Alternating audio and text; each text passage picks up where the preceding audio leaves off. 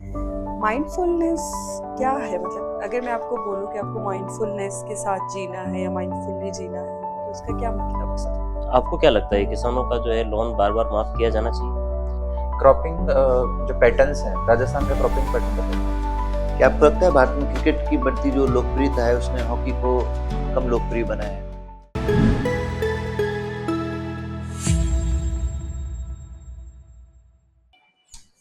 मैं कम इन सर। बैठिए बैठिए। आज आप बड़े ही खुश नज़र आ रहे हैं। जी मैम। कोई खास वजह? नहीं मैम, सुबह सुबह अर्ली मॉर्निंग में मॉक इंटरव्यू था तो थोड़ा सा खुशी था। अच्छा अच्छा, चलो बढ़िया। आपने काफ़ी जगहों पे रहे हैं हम। जी मैम।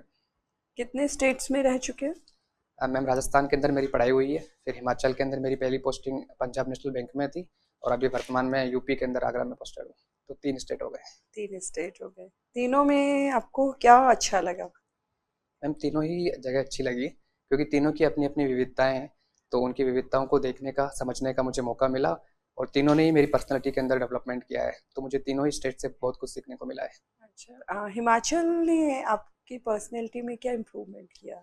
मैम हिमाचल क्योंकि प्रकृति की गोद में बसा हुआ है तो उसने मुझे सिखाया है कि आपको कैसे माइंडफुलनेस रहना है, कैसे आपको शांत रहना है, प्रकृति को किस तरीके से आपको देखना ओके, है। अभी आपने एक वर्ड यूज़ किया माइंडफुलनेस जी ना, मैम। ये बड़ा आजकल बहुत ही वर्ड काफ़ी यूज़ आता है ना, जी मैम। बहुत जगह पे हम सुनते भी हैं।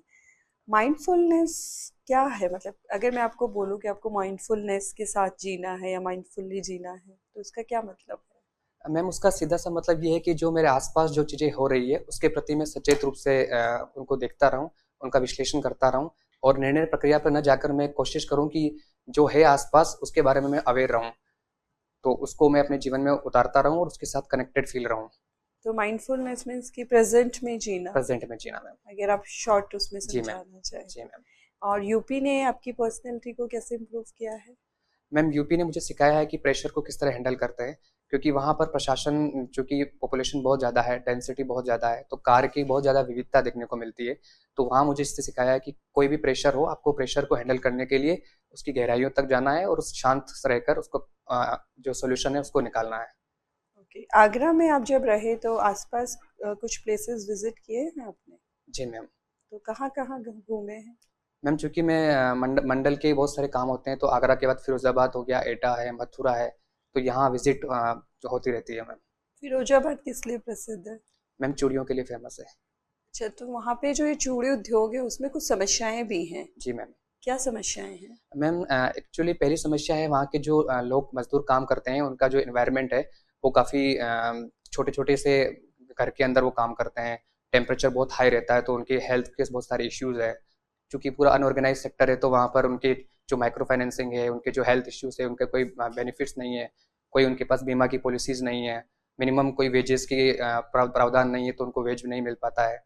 दूसरा मैम क्योंकि छोटी-छोटी बच्चियों को, लड़कियों को, लड़कों को उन पे बहुत ज़्यादा यूज़ किया जाता है, तो मेजरली ये है कि वो डिप्राइव्ड सेक्शन जो है वो हमेशा डिप्राइव्ड ही रहा है, तो ये काफ़ी वहाँ पर समस्या बनी हुई मतलब है। चाइल्ड लेबर भी एक चाइल्ड बड़ा लेबर। प्रॉब्लम है, तो वहाँ पर क्या किया जा सकता है कि ये चाइल्ड लेबर को रोका जा सके? बिकॉज ये तो एक आपकी जोखिम वाली इंडस्ट्री भी है। जी मैम।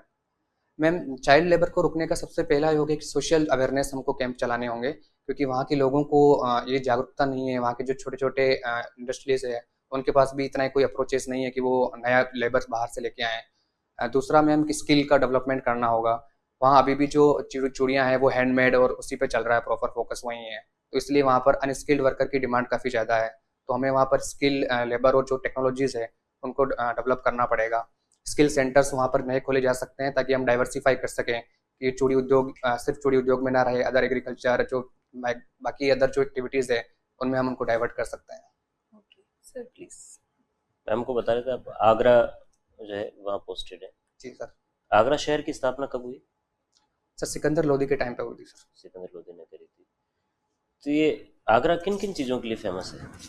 जी सर, आगरा प्रथमतः तो सर यहाँ पर 3 world UNESCO world heritage sites है, उसके लिए फ़ेमस है। दूसरा आगरा के पेठे जो है वो काफ़ी ज़्यादा फ़ेमस है। हुँ, तो इन 2 चीज़ों के लिए काफ़ी ज़्यादा फ़ेमस है सर। ठीक है। ताजमहल जो है देखा आपने, विज़िट किया? जी सर। मुझे कुछ उसके फीचर्स बताएँ। जी सर। सर इंडो इस्लामिक शैली के अंदर बना हुआ ताजमहल है सर, शाहजहाँ के टाइम इसको बनाया गया था। इसमें सर मुख्यतः देखने को मिलता है कि पीटिया डोरा का प्रयोग किया गया है। उसके अलावा यहाँ पर फोरसाइटनिंग टेक्निक का प्रयोग किया गया है, जिसके तहत हम जब उसके पास जाते हैं तो वो अपने से दूर चलता हुआ दिखाई देता है। यमुना नदी के किनारे ये अजूबा है। तीसरा इसमें सर मकराना का जो संगमरमर है उसका काफ़ी प्रयोग किया गया है। जो चार मीनार बनाई हुई है, उन चार मीनारों को बाहर की साइड झुकाया गया है ताकि कोई भी आपदा आए तो ताजमहल को नुकसान ना हो। इसके फाउंडेशन में भी कुछ विशेषता है? जी सर, इसका आधार फाउंडेशन में सर इसमें लकड़ी का प्रयोग किया गया है। जो लकड़ी पानी के अंदर यमुना का जो जल है उसमें डूबी हुई रहती है, तो उसकी वजह से कौन सी लकड़ी? सर एग्जैक्ट मैं याद नहीं कर पा रहा हूँ अभी। दूसरी लकड़ियां तो सारी सड़ जाती है, एक ही लकड़ी पानी में सर्वाइव कर पाएगी, कौन सी? सर शायद नीम है शायद, जहाँ तक मैं याद कर पा रहा हूँ। अच्छा ठीक है, साल की लकड़ी है वैसे वो। Okay sir, thank you sir. ठीक है, चलिए आपने उत्तर प्रदेश में भी एग्रीकल्चर को काफ़ी करीब से देखा है, जी सर। राजस्थान में भी शायद आपने देखा होगा, आप तो CTI से पढ़े हुए हैं, जी तो वहाँ सर। पे भी एग्रीकल्चर प्रैक्टिसेस वगैरह देखी है। जी सर। क्या मेजर डिफरेंसेस हैं यूपी में और यहाँ पर राजस्थान की एग्रीकल्चर प्रैक्टिसेस में? जी सर, प्रैक्टिसेस में सर यही देखने को मिलता है कि यूपी के अंदर सर अभी भी गहन खेती जो है वो प्रॉपर तरीके से की जा रही है। पानी की अगर समस्या है तो वहाँ माइक्रो जो इरिगेशन प्रैक्टिस है वो काफ़ी अच्छे स्तर पर कार्य कर रही है। राजस्थान के अंदर सर अभी माइक्रो इरिगेशन का इतना स्कोप नहीं बढ़ पाया है, तो ये काफ़ी देखने को मिला है। तीसरा सर वहाँ पर वेजिटेबल्स के ऊपर काफ़ी फोकस है। आलू के अंदर सर वो टॉप पे चल रहा है। जो छोटी छोटी जो शॉर्ट स्पैन के अंदर एग्रीकल्चर होती है, 2-2 3-3 महीने की खेती, वो सर काफ़ी प्रैक्टिसेस की जा रही है वहाँ पर। राजस्थान में सर हम अभी भी जो लोग 6-6 महीने 4-4 महीने की गेहूँ बाजरा इन्हीं के ऊपर फोकस कर रहे हैं, तो यहाँ ये मेजर डिफरेंस देखने को मिलता है सर। ठीक है, और अगर हम समस्याओं की बात करें तो राजस्थान में कृषि से संबंधित क्या क्या मुख्य समस्याएं हैं? सर कृषि से सबसे पहली समस्या तो ये है कि हमारा 60% जो लैंड है सर वो पूरा डेजर्ट के अंदर आता है, तो सर सॉइल फर्टिलिटी सर यहाँ काफ़ी कम है, ये देखने को मिलता है। बाकी सर 10% हमारा अरावली का रीजन आ जाता है, तो वहाँ पूरी टोपोग्राफी का इशू है। दूसरा सर हमारे लैंड का सर साइज तो अच्छा है, 2.83 हेक्टेयर है, लेकिन सर प्रोडक्टिविटी के लेवल पे हम देखे जाए तो अभी भी काफ़ी कम है। क्रॉपिंग इंटेंसिटी सर हमारी अभी भी बहुत सारे स्टेट्स में देखा जाए तो बहुत ज़्यादा कम क्रॉपिंग इंटेंसिटी है। लोन सर अभी भी काफ़ी ज़्यादा फार्मर्स के ऊपर डेप्ट बना हुआ है। राजस्थान सर टॉप 7 स्टेट में आता है जहाँ पर फार्मर्स के ऊपर काफ़ी ज़्यादा लोन पेंडिंग पड़े हुए हैं, तो सर ये काफ़ी बड़ी ज़्यादा समस्या है। अच्छा, ये लोन माफी हमेशा विवाद में रहता है, जी सर। कुछ लोग तो इसके पक्ष में होते हैं, कुछ लोग इसके विपक्ष में होते हैं। जी सर। आपको क्या लगता है किसानों का जो है लोन बार बार माफ किया जाना चाहिए? जी सर, इसके दोनों पहलू है सर। जैसा आपने कहा कि सर इसके ऊपर दोनों विवाद बने रहते हैं सर, क्योंकि एग्रीकल्चर ऐसा सेक्टर है जहाँ पर मौसम के ऊपर काफ़ी डिपेंड करता है। क्योंकि सर फार्मर जो इंस्टीट्यूशन से लोन लेते हैं तो उनका कभी कभी रिपेमेंट नहीं कर पाते हैं। सरकार को सर लॉन्ग टर्म अगर सोच के अगर इसको ऋण माफ़ी की जाए, जिसके अंदर उनको इंसेंटिव बेनिफिट दिए जाए, जो टाइम पे रिपेमेंट कर रहा है उनको आगे लोन के एक्सटेंशन में फैसिलिटी दी जाए, तो सर ये अगर सिर्फ चुनाव के रूप से यूज़ ना कर इसको लॉन्ग टर्म के लिए यूज़ किया जाए, तो सर ये बैंकिंग के लिए भी अच्छा है कि उनकी प्रोविजनिंग का जो बैलेंस शीट है वो अच्छी हो जाएगी, प्रोविजनिंग नहीं करनी पड़ेगी और फार्मर्स के पास वापस कैश इन हैंड बढ़ेगा, तो रूरल इकोनॉमी डेवलप होगी सर। ठीक है, KCC में लिमिट कितनी है अभी? सर पहले 3 लाख सर इंटरेस्ट सबवेंशन के लिए थी, अभी हाल ही के बजट में इसको 5 लाख कर दिया गया है। ठीक, थैंक यू सर। अच्छा, आपका एग्रीकल्चर से बीटेक रहा है। जी सर। प्रिसीजन फार्मिंग क्या होती है? सर प्रिसीजन फार्मिंग होती है कि राइट टाइम पर राइट जगह पर राइट क्वांटिटी को प्रोवाइड कराना। उसके लिए जो टेक्निक्स सारी यूज़ की जाती है, डिजिटल इंटीग्रेशन से लेकर ह्यूमन इंटीग्रेशन तक, वो सारी उसको प्रिसीजन एग्रीकल्चर कहा जाता है। फर्टिगेशन क्या? सर फर्टिगेशन ड्रिप इरिगेशन के अंदर यूज़ किया जाता है। इसके अंदर ये होता है कि वाटर के साथ उर्वरक, फर्टिलाइजर्स, पेस्टिसाइड्स जो भी है उनको एक साथ यूज़ करके सीधा प्लांट रूट पर या प्लांट स्टोमेटा तक पहुंचाया जाए। ठीक है, आपने ZBNF का नाम सुना होगा। जी sir, zero budget natural farming. हाँ, एक होता है ऑर्गेनिक फार्मिंग। जी सर। इन दोनों में क्या डिफरेंस है? Sir zero budget natural farming अपने प्रकृति के जितने भी इनपुट्स अवेलेबल पहले से हैं उन्हीं को हमको यूज़ करना है, जो ऑन फार्म पे हैं। हमको बाहर से कोई भी इनपुट नहीं खरीदना है। इसका सर सबसे पहले महाराष्ट्र के सुभाष पालेकर सर ने इसको कॉइन किया था। सर ऑर्गेनिक फार्मिंग है कि हम ऑर्गेनिक जितने भी सब्स्टिट्यूट्स हैं, बाहर से ऑर्गेनिक फर्टिलाइजर हो गए, ऑर्गेनिक पेस्टिसाइड्स होते हैं, उनको बाहर से मार्केट से लेकर भी यूज़ कर सकते हैं। सर ऑर्गेनिक फार्मिंग के अंदर हम केमिकल फर्टिलाइजर्स और पेस्टिसाइड को रिप्लेस कर रहे हैं, जबकि जीरो बजट नेचुरल फार्मिंग के अंदर हम फार्म पर अवेलेबल इनपुट्स को यूज़ कर रहे हैं। ठीक है, आपको कौन सा वाला मेथड आपको लगता है कि ज़्यादा सस्टेनेबल होगा?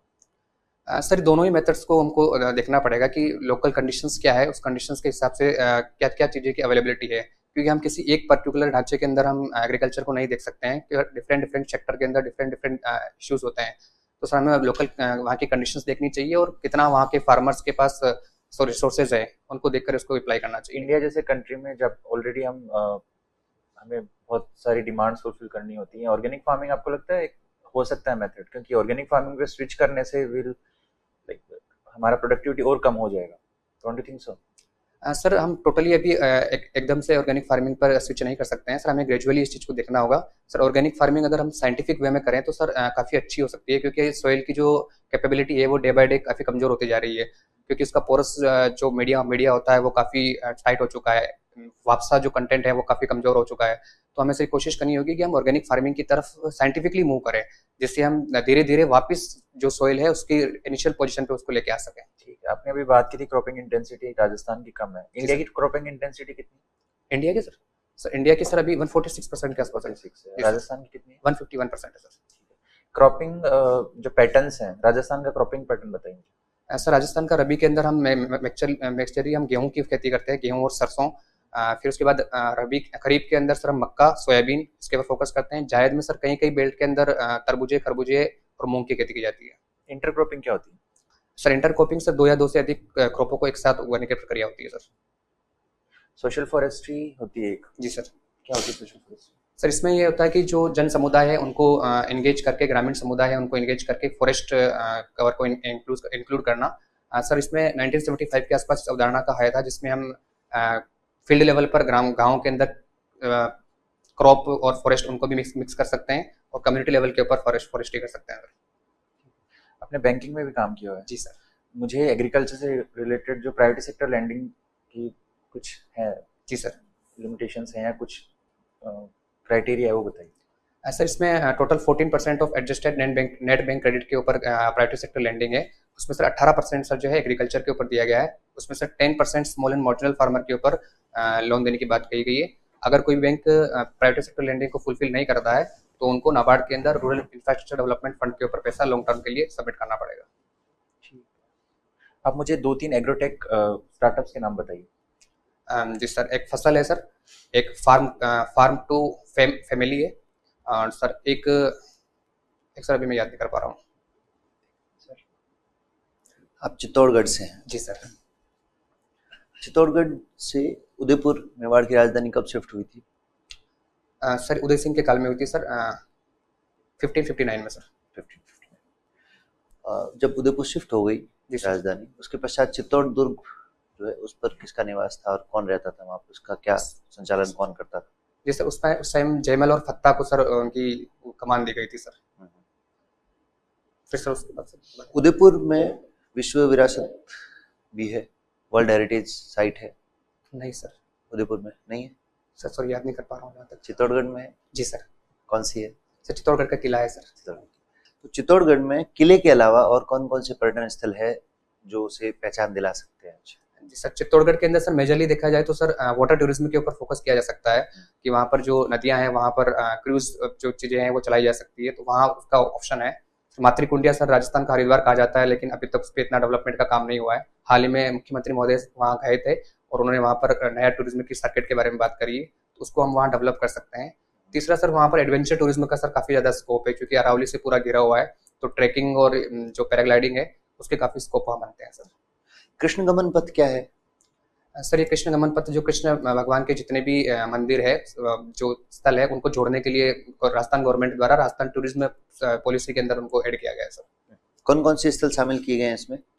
जी सर, इसमें गोविंद देव जी का मंदिर जयपुर है सर, उसके अंदर नाथद्वारा और जो सर वहाँ पर कृष्ण के विग्रह हैं वो है सर। कोटा के अंदर सर एक मंदिर है, मैं अभी याद नहीं कर पा रहा हूँ, मथुरेश, उनको जोड़ा गया है सर। आप हॉकी खेलते हैं? जी सर। इसका जन्म कहाँ से माना जाता है? सर इसका जन्म सर काफ़ी पूर्व से देखा जाए तो ग्रीस से माना जाता है, लेकिन सर उसके बाद से सर ब्रिटेन ने सर इसको पॉपुलरिटी दी है, तो सर ब्रिटेन को रियल जन्मदाता माना जाता है। क्या आपको लगता है भारत में क्रिकेट की बढ़ती जो लोकप्रियता है उसने हॉकी को कम लोकप्रिय बनाया है? जी सर, इसके पीछे ये कारण हो सकता है, लेकिन सर मुझे जहाँ लगता है कि हॉकी के जो कुछ तकनीकी परिवर्तन हुए थे उसने सर हॉकी को डिग्रेड किया है सर, क्योंकि सर हॉकी के अंदर जो इंडियन हॉकी है सर उसमें एस्ट्रोटर्फ का इन्वॉल्वमेंट 1976 में हुआ था, तो सर यहाँ पर इंडियन गवर्नमेंट और इंडियन एसोसिएशन ने एस्ट्रोटर्फ का जो ग्राउंड लेवल पर इस्टेब्लिशमेंट है वो नहीं कर पाए थे, तो सर उसकी वजह से इंडिया 1980 के बाद से कोई गोल्ड मेडल नहीं जीत पाई थी। तो इसकी वजह से उसका क्रेज, क्योंकि कोई गेम अगर वर्ल्ड लेवल पर अच्छा परफॉर्म नहीं कर पा रहा है तो वो धीरे धीरे कमज़ोर होता जाता है।